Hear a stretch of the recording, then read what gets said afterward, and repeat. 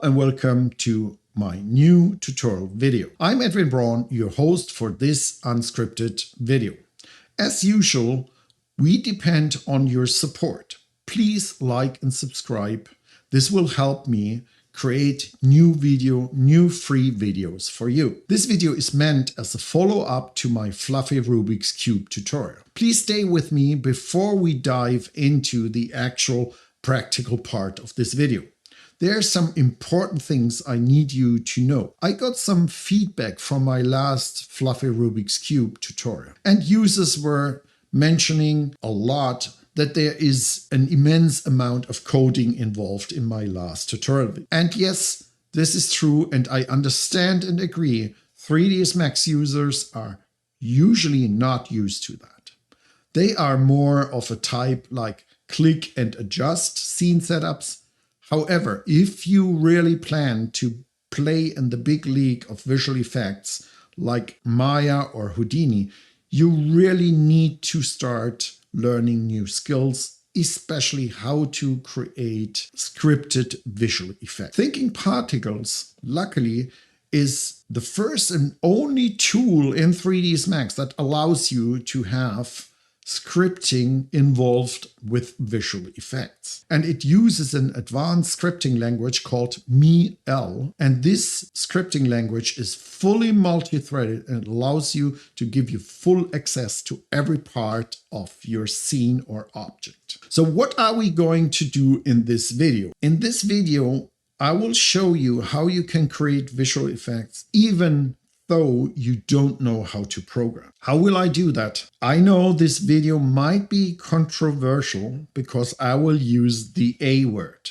Yes, there I said it, the A word. AI, artificial intelligence. And we all know there is no intelligence in artificial intelligence. But more of that later when I show you how this all works. What do I want to show you? I want to show you how you as a 3D artist can learn new skills, use new tools to your advantage. And this will show you how you can save time and create visual effects like you did never before. All with the help of a new tool. And this will be an LLM tool, large language models. And I will show you in detail how we can approach this and how we can use AI to your advantage. Keep in mind, this is not meant to replace you. There's no way. I don't see that coming, especially for advanced artists. This is meant as another tool for you to create the effects you want to create in a shorter amount of time and in the way you actually imagine them. So let's dive right in and let me show you what I mean. Just as a short reminder, let me show you what I was talking about my old previous video. I said this is meant as a follow-up video. This was the tutorial I created where we have this fluffy Rubik's Cube, falls apart, and then we blow up these little cushions or pillows and they explode. So that is what we did in my previous video, and I used a lot of scripting in there. Let me show you how we can use AI to help us with that. Or if you have never done any programming, how you can learn it much faster in a shorter amount of time. For that, I would like to just bring up my 3D Studio Max screen. Here we have the setup from our previous scene or tutorial video, which was a complex thing. So we will concentrate on the first part of our visual effects setup, and that is creating a fully procedural visual effects cube. That's the code we have there. We're not going into each line of code. We are just assuming you have no idea how this works, have just a little bit basic understanding of what code is and how to use scripts. So let's just go there and create a new dynamic set down here, which is an empty space where we can start fresh. So what I will do is I'll turn off this dynamic set. This will take away our cube. However, because we are lazy or we have to work efficient, I'm just going to grab the nodes I will use or need anyway. What we would need for creating our cube is particles, the definitions of a raster, how far apart the cubes, and how many cubes we want to have for our Rubik's Cube. I'll just go here and copy those nodes because we know we will need them later on. So I'll just paste them in here, and there we are. All that is left now is we need to create a fully procedural way to create our Rubik's Cube. And we want to create it by defining the amount of cubes. So is it a 3x3 or 4x4 or whatever we might come up with. And we need to specify the raster and the size of the cubes as well. So for that, we are going to just drop in expression MEL. We don't care about the error message you just saw. I have turned on here, added on the fly, or turned it off. So every time we do something, it will get evaluated. So the first evaluation was, hey, that isn't really a script. I'll open the editor, bring up our script here. And what I'll do is just I'll empty it out.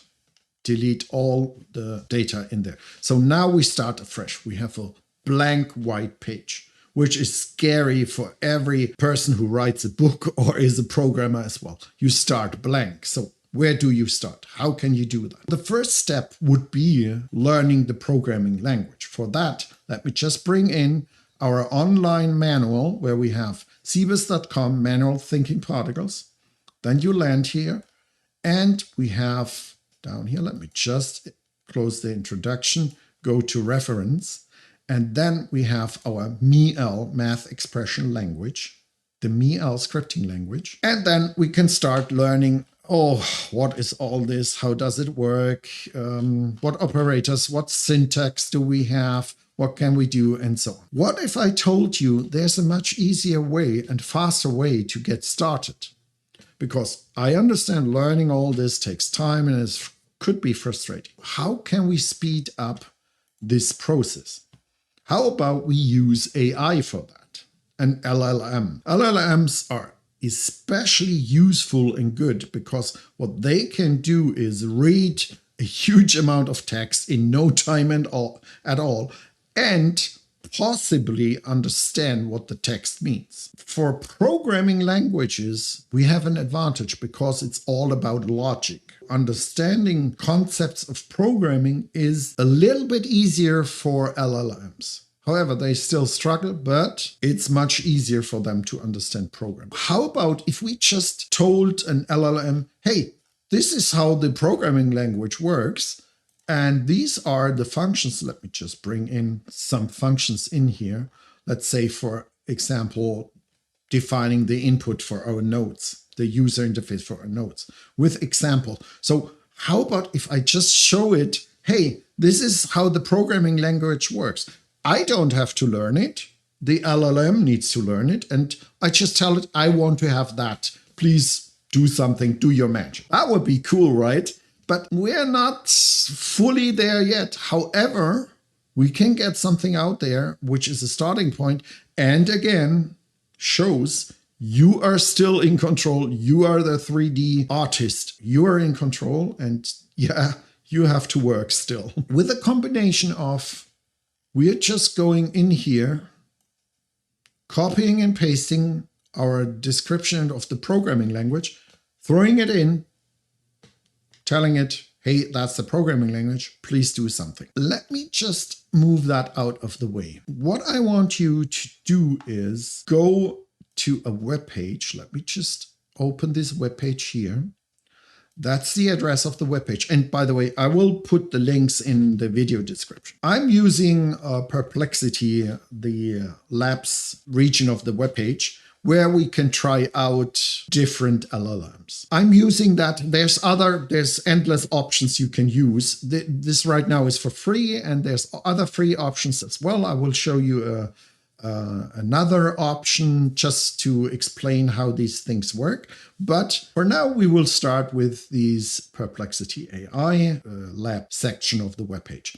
Here we can choose different LLMs. And the important part is there's these conversational or chat type LLMs or know-it-all LLMs. They are good. They can also help you with programming, but they are not really meant to do coding. The instructional models, where you tell them, hey, please consider this or follow this, or you have to do this to get this, where you tell it how things work, they are much better for programming and coding.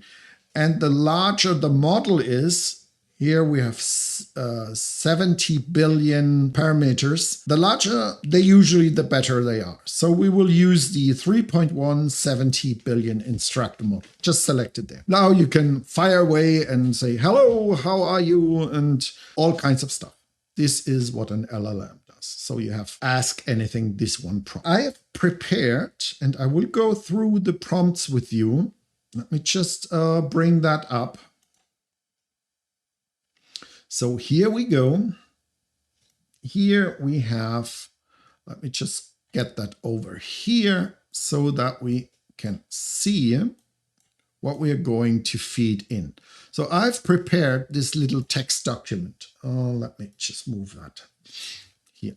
So what we are going to do in this text document, let me just move that here so we have a nice setup here. So what I'm going to do is my first step, and you can try doing it all in one go, but I found that is not a good method, because I want to know if it really understood what it's all about. And I'll tell you why I want to do that. The first thing is, wanted to ask, or I'll explain the situation to the LLM.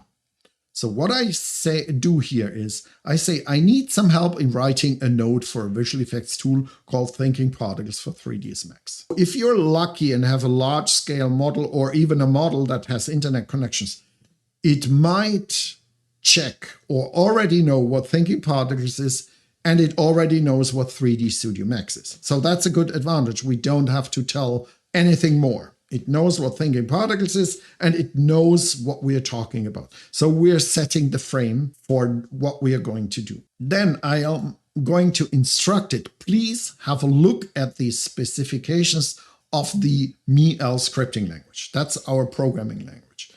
They already know C++, Python, Fortran, whatever programming language out there. Possibly they have no idea what MEL is. But the great thing about it is we are not reinventing the wheel. Our MEL scripting language is actually doing similar things you see in C++, for example. One important part about our MEL language is I need to tell the system, hey, we use expression TK library. That's our math core. So as I mentioned before, we don't want to reinvent the wheel. We are using expression TK library, mathematical language model where we have addition, subtraction, sinus, cosine, all these kind of mathematical functions.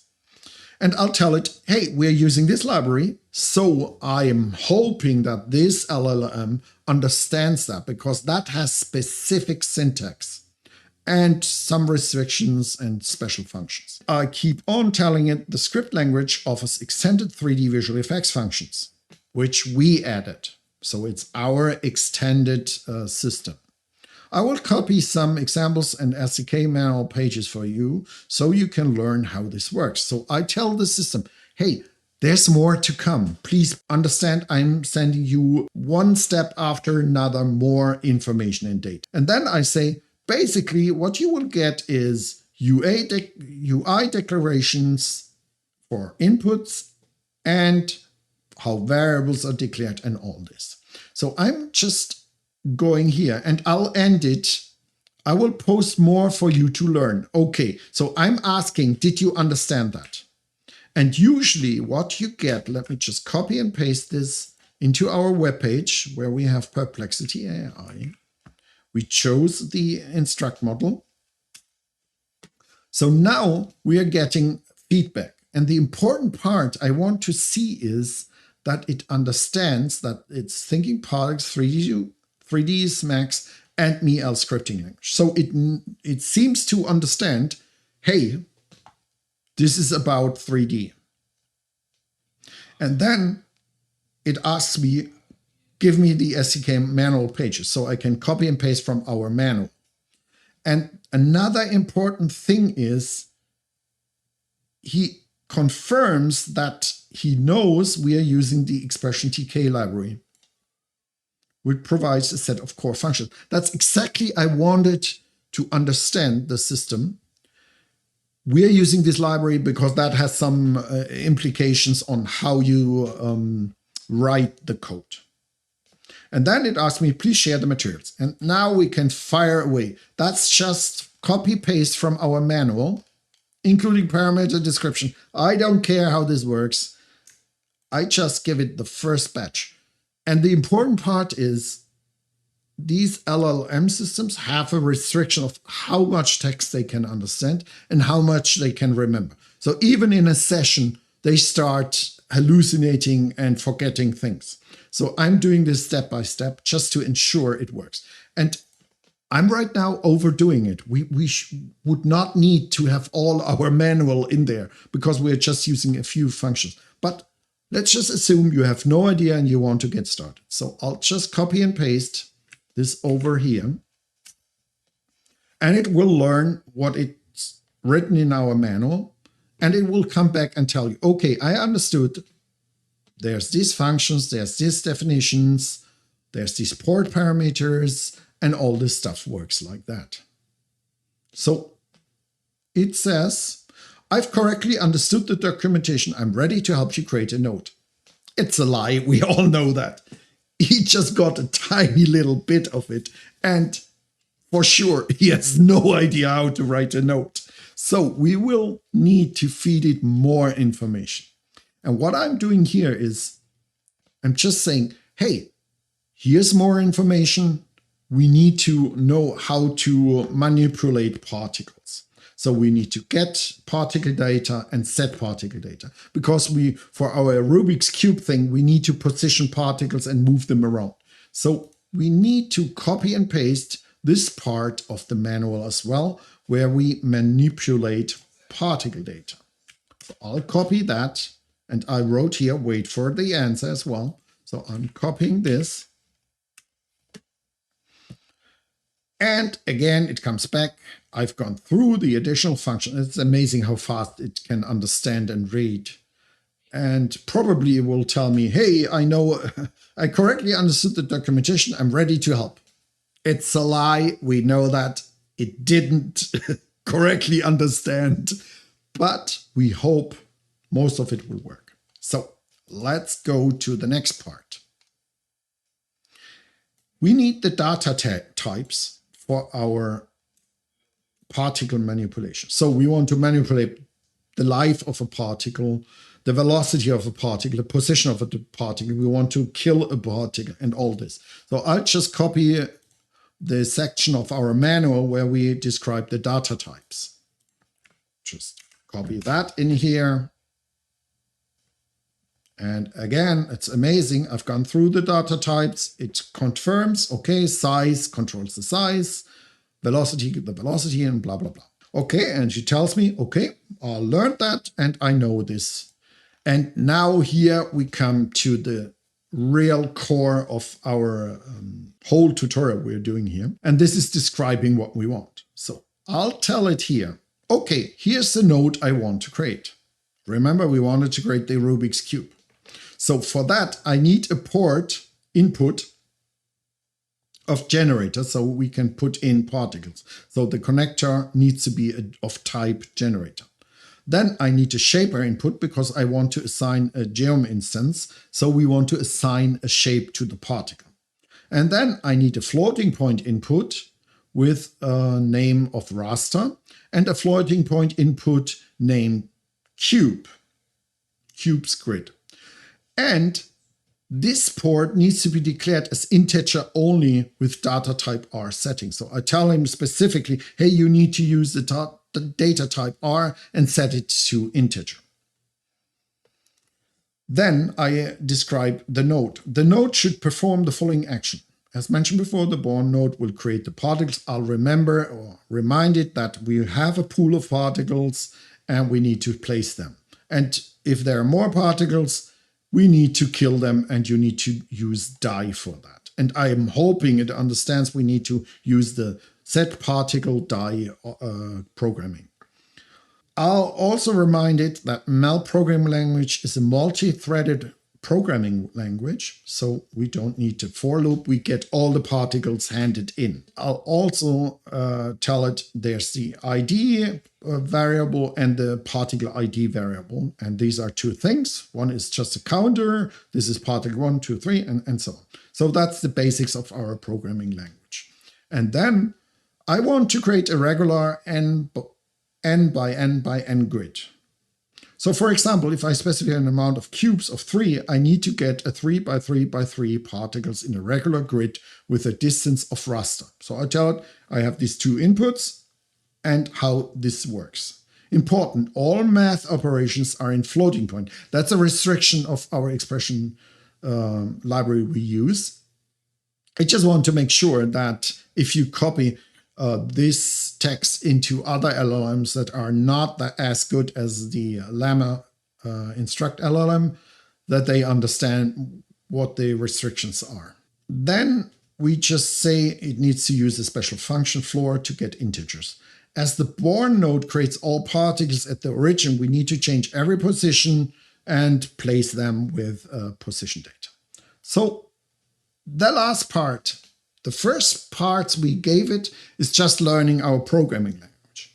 This part is describing, hey, I want to have this node that does this exactly. And now it's so amazing. It's so fast. It just writes the code for you. And it even explains what it does. Let's see if this code works or not. So here's this copy icon. And now let's see if we can just copy and paste the code in here. And now we have a chance it works, or we have a chance it doesn't work. Let me just press the compile button.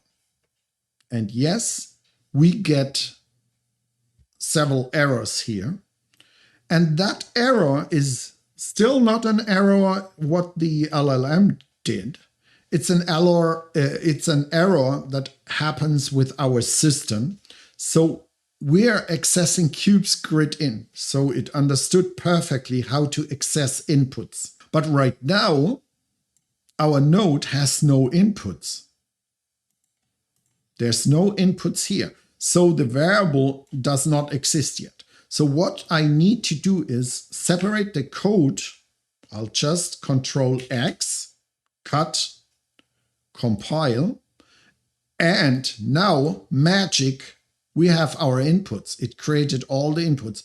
And now Control V, I'll bring back the full code. And then I press the compile button and we have no error message. That's amazing. This LLM I just showed you created a flawless code in one go with just the instructions.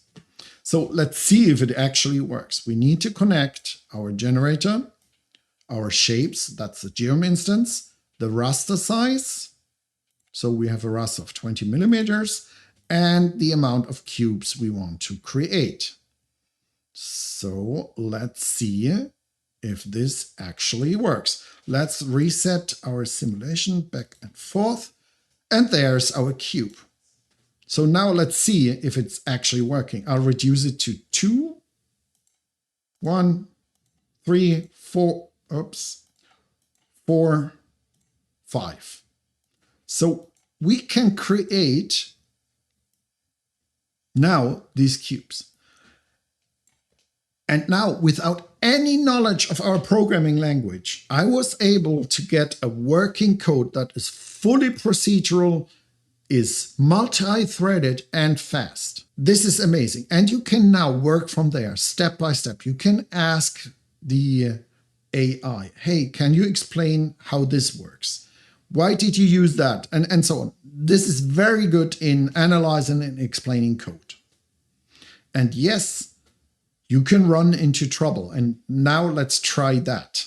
Let's try another system, for example. We can choose here another instruct system. It's just for the, let me just reload the page. I'm using now the Mixtral instruct, and we do the same steps and see how this turns out. Let me just get my instructions back. Here we go. And we start at the top again, where we do our little introduction, where we say, hello, I want you to learn something. And it comes back, thank you for considering me to help you, blah, blah, blah. Oh, it's very friendly. And it tells me, okay, 3D graphics visual effects. I'm already experienced in various programming languages, including those use expression TK. That's very promising. Let's see if he is not just bragging. Let's start with the next part where we tell it, okay, here is your, or here's our programming language. And it spits out, okay, it works like that. I think I understood it, the same deal. Okay, we go with our third part where we just go here and tell it, hey, learn this. I'll teach it again. That's just copy paste from our programming manual. And then we tell it, okay, now please write my note. And we go in here and hopefully we will get now a working code. The code creates the input ports you specified and sets up main functions to calculate the position size of each. Okay, we believe that. Okay, let's just copy and paste the code in here. The first thing I already can notice is our code is much longer now, but we don't care if it works, all should be fine. So let's compile the code. Okay, the first thing is we gave it the same description as we gave the other LLM, and we're getting here into trouble. So it says port P R integer. So that's the wrong syntax. It didn't understand that it needs to be port R integer. So you could say, okay, a little hiccup, but we told it. And then it starts with main and these things. So it didn't understand that we are using our own language. It just says, okay, that is a C and plus plus thing. So we need to remove the main part. And then we have get port data raster. So we can see it's nonsense. It's pure nonsense what it did. It told us, hey, I know this and I now can do this. And it spits out code in a very confident way. And I can see several other issues in here in the code. So this didn't work. What we could try next, just for the fun and giggles, let's pick the chat types. Let me just pick the large online model. So what they say is they're using online data. So you would think, oh, that must be interesting if they have online access. Maybe they can already learn our SDK. So let me just go back to my text here. And again, we're doing the same deal. We're telling the system, hey, I want to do that. And let me just go do that in one go, explaining what happens and all in one go. One huge thing, same deal. It tells me, okay, to create a node, you can do this, blah, blah, blah. So they are more chatty. So these non-instruct or chat type LLMs, they never stop talking to you. But let's just pretend we don't, or we ignore what he tells us, what he learns. So now he learns our stuff, how to handle particles. And the last part, as always, will be, so actually it does a nice table of our SDK, which is funny. I didn't ask for it. It should just learn it. But anyhow, now we tell it, please write me a code. Same deal. Okay, here's what I need. And again, it's very fast. It's amazing. So now it tells me these are the 3 steps, complete node code. And now it writes the code for me. So let's see if this code works. We go back. I'll delete our other test here. Just copy and paste this code in here. And we'll compile. So the first thing I can see here at line 19, we have an error. And there's one thing the system did not understand, even though it said, oh, I know you're using expression TK library. We cannot define or declare vectors with the brackets. We need the curvy brackets. So let's see if that was the only thing. And it still tells us it can't use it. What else do we have in here? No, that doesn't work. Oh, yes, another thing. It didn't declare vectors. So we need to declare, hey, this is a vector, and then we can assign vectors. Several things it did wrong. However, the rest of the code seems to be good. It seems to have understood what's going on. Let's see if that really works. So let me just reset our simulation, and it looks like it worked. That's amazing. So we used a chatbot type LLM, and it still was able to give us some code with this minor error because it told us, I know expression TK, but it didn't, or it lied to us, or it forgot, whatever. But still, with one little fix, we got it working. We have a good, nice result. And it was pretty fast. I just gave it the same instructions. So now let me just show you one more playing field, so to say. Let me just bring this playing field over. And let me just reload the web page so that you see where we're going. So we are going to, we'll agree, chatlmsys.org or lmarena.ai, whatever address you want. And as a reminder, I will put in all the links. So here you can compare chatbots, or they want to learn how you think it's performing, but there's a direct chat option. This direct chat option allows you to pick any LLM that's out there. It's amazing how much they have. And you can pick the one we had, the 7TB. There's even a bigger one. Then you can have Gemini from Google, Claude Sonnet, all kinds of LLMs. And you can try them out. And everyone, funny enough, every one of these LLMs will create a different code. And some of them will not create working code at all. For example, I don't know what Quen2 is, but let's just pick for the fun of it this one. And one more time, like this here. And we're doing all the same with the LLMs. We'll first teach them what we want and what the SDK is about. Let's put it in here. And with this playground, it might take a little bit longer, but it seemed to understand and try to things. Okay, they're breaking down a lot of blah, blah, blah, so we have to endure that. I don't see a stop button for the output, but they're done. Okay, that was not too bad. And then we'll follow up with our second part here. I'll just go over it and feed it all the stuff to learn. Get P data, so we want to manipulate the particle data. It tells me, okay, I learned this, and seems to be very confident. It even gives me an example how to set the mass, how you would do that. So very good at explaining our SDK. So if you want to learn something, that might be a good option.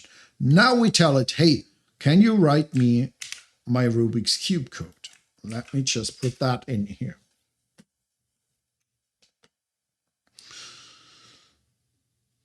Okay, it defines the input ports. That's good. Oh, I can already see it's doing some fancy stuff in here. Amazing. It's adding some fancy stuff. Let's see. I already can see the same error we saw on the other thing. It tells us what it does.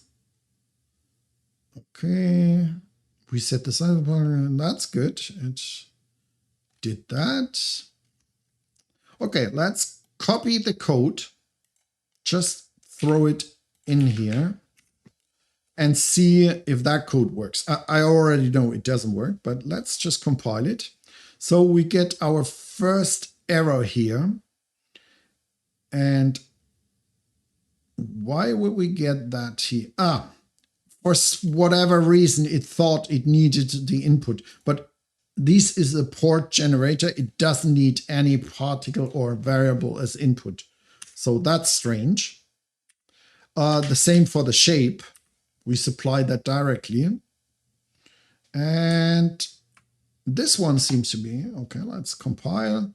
Our next error is in 29. Okay, that's the same deal. It didn't understand, even though it told me, hey, I know you're using expression TK. The syntax is this one with the wavy brackets. And compile. Now we have no error. Let's see if the code works. Especially it did some fancy stuff up here. I don't know why it did that, but no, it is not producing any output we want or can recognize somehow. So we have nothing. So it created all kinds of fancy stuff and codes. We can now look what it did wrong, but no, I have no, I don't want that. It should create us some workable code here. We set the size. Oh, I probably see that possibly it didn't assign the mesh. Let me show the soft bodies. Let's turn on. Yeah. So it was creating the particles and placing them, but in a weird position. So again, didn't work. However, you can just try out all the chatbots that they offer and play around. It's free. Just go to the webpage, go to direct chat. Here you can pick all the LLMs to help you writing in a code. And if you find something that works, great, use it. So I found the best ones are obviously the well-known ChatGPT is very good, flawless code, and the Llama is amazing. It's so unbelievable. Remember, in one go, we had this flawless code. So that was amazing. So I hope you enjoyed this video. Please remember, if you like the video, leave a like and subscribe. It's important for us. It helps us, and I will keep on doing this kind of videos. I hope you got a glimpse of how to use these new tools. They are not your enemies. They are not replacing your job. Use them, make your job easier, create more output in a less amount of time. That's the important part. As always, have fun creating visual effects. Leave a note, a comment. I'm happy to have a comment about what you think about this video, what you think about AI, if it helped you, and probably if you find new stuff and created your own notes, let me know. I want to know about that. Once more, thanks again for watching this video. Hope to see you again. Goodbye.